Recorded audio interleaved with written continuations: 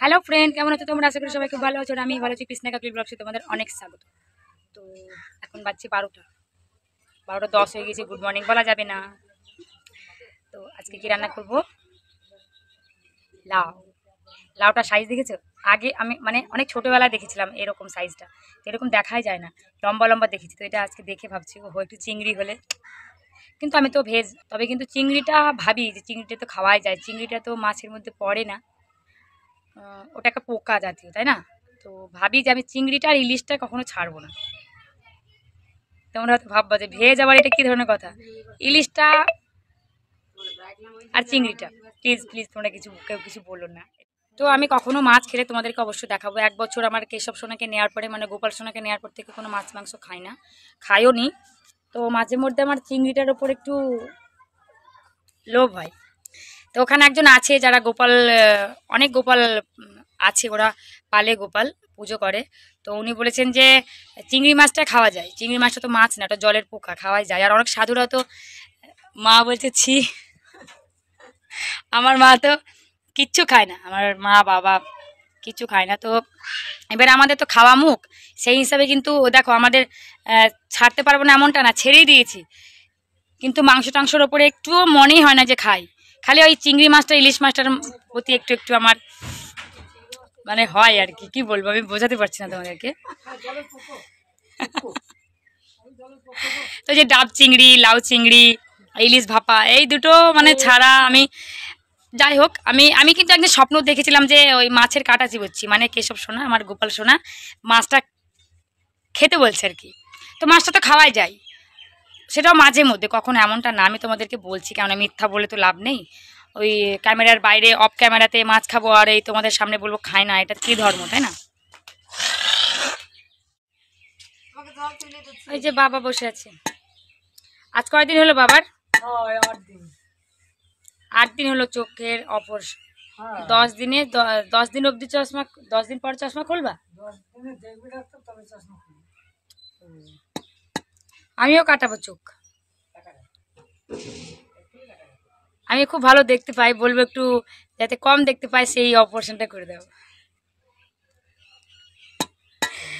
নেই এরকম বলতে নেই, ছাড়ো, তোমরা আশীর্বাদ করো যে কখনো আমাকে চোখ অপারেশন করতে না হয়, এরকমভাবে চশমা ছাড়া যেন তোমাদেরকে দেখতে পাই। তো চলো আমি কি কি কাটছি, কি কি সবজি কাটছি আজকে একটু দেখে নাও।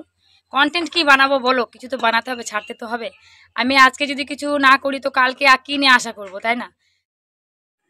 তো এটা কি শাক বলো তো? কলমির শাক। জানি এটা তোমরা সবাই চেনো, এই শাকগুলো সবাই চেনো, দেশের গ্রামের যারা, সবাই মানে দেশ গ্রাম কি শহরেরও সবাই এই শাকটা চেনে, কিন্তু নাম একটু হয়তো আলাদা। যাই হোক, এটা কলমির শাক। আমি আজকে এইগুলো রান্না করব, আমি করব না আজকে রান্না, মা করবে। তবু আমি কেটে দিচ্ছি, আমার কাটতে ভালো লাগে। হয় কাটতে ভালো লাগে না, হয় রান্না করতে ভালো লাগে, দুটো একসঙ্গে করতে ভালো লাগে না, যে কোনো একটা করতে ভালো লাগে। কেউ যদি সবজি কেটে দেয় তাহলে রান্না করতে খুব ইজি হয়, আর যদি আমি রান্না করি তাহলে আর সবজি কাটতে ইচ্ছে করে না, সেই জন্য যে কোনো একটা আমার ভালো লাগে। তো এই লাউটা দেখো একদম, ও হো, চিংড়ি হলে একদম জমে যেত, তাই না? দারুণ, সাইজটাও দারুণ। তো আজকে কুমড়োর ঝাল হবে, আর ডাঁটা রসা হবে সর্ষে দিয়ে, দেশি ডাঁটা সর্ষে দিয়ে রসা। ও হো, কি বলবো, জিভে এখনই জল চলে আসছে আমার। তো এখানে আমি ডাঁটা কাটছি, আর ডাঁটাটা একটু শুকিয়ে গিয়েছে। তো কি করে কাটলে, মানে ডাঁটাটাকে কি করে কেটে রাখলে কাটলে সুবিধা হয়, ইজি হয় ডাঁটার ছালগুলো ছিলতে, সেটা আজকে আমি তোমাদের একটু টিপস দিয়ে দিই, কেমন? চলো, ডাঁটা যদি একটু শুকিয়ে শুকিয়ে যায়, তাহলে ডাঁটাটাকে আগে পিস পিস করে কেটে জল দিয়ে ভিজিয়ে রাখতে হবে। আর আমি এখানে এটাই করব, দেখো একটু শুকিয়ে গিয়েছে বলে, তাহলে জলটা দিয়ে ভিজিয়ে রাখলে কি হয়, ডাঁটাটা খুব ইজি ইজি মানে ছেড়ে আসে। দেখো এখানে জল কম ছিল, আমি আরও একটু জল ঢেলে দিলাম। এবার এটাকে আমি আধা ঘন্টা মতো ভিজিয়ে রাখবো, তোমরাও এটাই করো। তো ডাঁটা তো এখন সিজন, সজনের ডাঁটার সিজন, বুঝতেই পারছো, মানে খেতে সজনে, উঠতে সজনে, বসতে সজনে, সজনে আর সজনে, সজনের ডাঁটা চিবোতে চিবোতে দাঁত পুরো ব্যথা হয়ে যাচ্ছে। তবু কিন্তু এটার স্বাদ মানে এত টেস্টি যে ছাড়তেই পারছি না, মনে হচ্ছে সকাল সন্ধ্যা খালি ডাঁটাই চিবোই। কিন্তু আরও তো সবজি আছে না, সেগুলো তো রাগ করবে না না খেলে। তো চলো সজনে ডাঁটা খেয়ে একদম দুপুরে টান ঘুম দিয়ে দেবো একটা। তো ঘুম থেকে উঠে আবার তোমাদের সাথে দেখা হবে। তো এখানে আমি শাখাগুলোকে একটু নেল পালিশের ফোঁটা ফোঁটা দিয়ে দিচ্ছি, যে খুব চওড়া শাঁখা তো, মোটা শাঁখা, আর দেখতেও খুব সুন্দর। আর এই নেল পালিশের ফোঁটাগুলো দিয়ে দিলে আরও সুন্দর লাগবে দেখতে, কিউট লাগবে। তার জন্য আমি একটু হালকা হালকা করে নেল পালিশের ফোঁটা দিয়ে দিচ্ছি। আর এই কালারটা একটু খেলবে ভালো, ওই জন্য লাল দিলাম না, হট পিঙ্ক, যেটা আমি আমার নখে বেশি ইউজ করি, বেশি লাগাই। তো এইটাই আমি দিয়ে দিলাম। তো এটা লাগিয়ে আমি একটু হাওয়াতে শুকোতে দেবো, কেননা কাঁচায় কাঁচায় নাড়লে পড়লে পরে এটা ঘেঁটে যাবে। তো এটা আমি হাওয়াতে শুকোতে দেবো, তারপরে ঘুম মারবো। তো এখানে হয়ে গেল আমার ঘুমটা তোমাদের সাথে শেয়ার করে নিই। ঘুমটা আর কি দেখাবো বলো, ঘুম কি কারোর সাথে কেউ শেয়ার করে? তো ঘুম থেকে উঠে একদম জল তেষ্টা পেয়ে গিয়েছিলো। বুঝতেই পারছো এই গরমে রোদের তাতে যে কতটা জল তেষ্টা পায়, মানে ঘুমিয়ে ঘুমিয়ে আমি জল খাচ্ছিলাম, সেরকম স্বপ্নে দেখছিলাম। তো হালকা পাতলা ঘুম দিয়ে দিলাম, সেই ঘুমের মধ্যে আমি 2 লিটার জল খেয়ে নিয়েছি। এমনিতে আমি মানে যখন জীবিত থাকি, কি বলে, জেগে থাকি, সরি যখন জেগে থাকি তখন অতটা জল খাই না, কিন্তু ঘুমিয়ে ঘুমিয়ে আমি একদম 2 লিটার জল খেয়ে নিয়েছি, আর সেটা আবার স্বপ্নে। কি অবস্থা!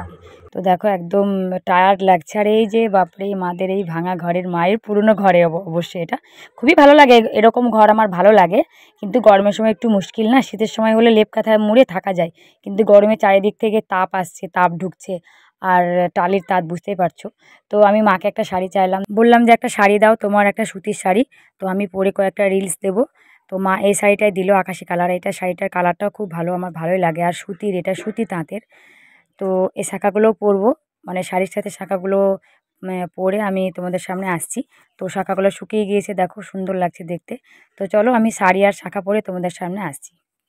তো চলে এসেছি ফাইনাল লুকে, দেখো আমাকে কেমন লাগছে অবশ্যই কমেন্ট করে বলো। শাড়ি আর শাঁখা পরে চলে এসেছি, মানে পরে নিয়েছি আর কি। চলে আর কোথায় এসেছি, ওই ক্যামেরার এপারে, তোমরা ওপারে। তো শাড়ি পরবো, শাঁখা পরবো না, এটা থেকে কখনো হয় বলো? কেমন লাগছে বলো তো? আমাকে তো সত্যি কি বলবো, তোমরা কিছু মনে করো না, আমাকে নিজেকে নিজেই মনে হচ্ছে নতুন বউ। কি কেন কি অনেক দিন পরে আমি শাঁখা পরলাম, শাঁখা পলার দুটোই পরেছি, তা আবার এত মোটা মোটা, মায়ের অবশ্যই এগুলো। তো আমার তো হেব্বি লাগছে নিজেকে দেখতে, কি বলবো। আমি রিলস দেবো, তোমরা দেখে নিতে পারো রিলস আমার। তোমরা আমাকে যারা সাবস্ক্রাইব করে রেখেছো, যারা ফলো করে রেখেছো, তারা তো নিশ্চয়ই আমার রিলস দেখো। তো এই শাড়ি পরে নিশ্চয়ই রিলস দেখতে পাবো, আমি রিলস বানাবো, শর্টস বানাবো। তো শর্টস আমি আপলোড করবো, তোমরা অবশ্যই দেখতে পাবো। তোমাদের দেখানোর জন্যই আমার সব কিছু, মানে আমাকে যত কন্টেন্ট বানানো, যত কিছু যাবতীয় সব, মানে রিলস, শর্টস থেকে শুরু করে যাবতীয়টা সব তোমাদের জন্যই। ব্যাস তোমরা একটু আমার পাশে থেকে আমাকে খালি একটু সাপোর্ট করো, তাহলেই হবে, আমার আর কিচ্ছু চাই না। তো চলো ছাদে যাই, ছাদে গিয়ে রিলস করবো। আর ছাদটা অবশ্য কাকার ছাদে গিয়ে তোমাদেরকে ওই ভিউটা একটু দেখাবো। চলো উঠে পড়েছি ছাদে। তো উঠে একদম আমি মেয়েকে বললাম যে আমার পিছনের হুকগুলো লাগিয়ে দেয়, কারণ আমার প্রত্যেকটা ব্লাউজের হুকই পিছনে, সেই জন্য আমাকে অন্যের হেল্প একটু নিতে হয়, সেটা আমার মেয়েই করে দেয়। তো চলো ছাদটা একটু তোমাদেরকে ঘুরিয়ে দেখাই, তারপরে এখানে একটা রিলস দেবো, শর্টস বানাবো, তোমরা দেখতেই পাবা। তো ভিডিওটা আমি এখানে শেষ করলাম, দেখা হবে নেক্সট ব্লগে। তোমরা ততক্ষণ সবাই ভালো থেকো, সুস্থ থেকো, আর আগামী দিনে আমার নিউ ভিডিও, নিউ ব্লগ দেখার জন্য অপেক্ষা করো, ঠিক আছে? ভিডিওটা আমি এখানে শেষ করছি, দেখা হবে নেক্সট ব্লগে। ততক্ষণ তোমরা সবাই ভালো থেকো, সুস্থ থেকো, টাটা, বাই, টেক কেয়ার।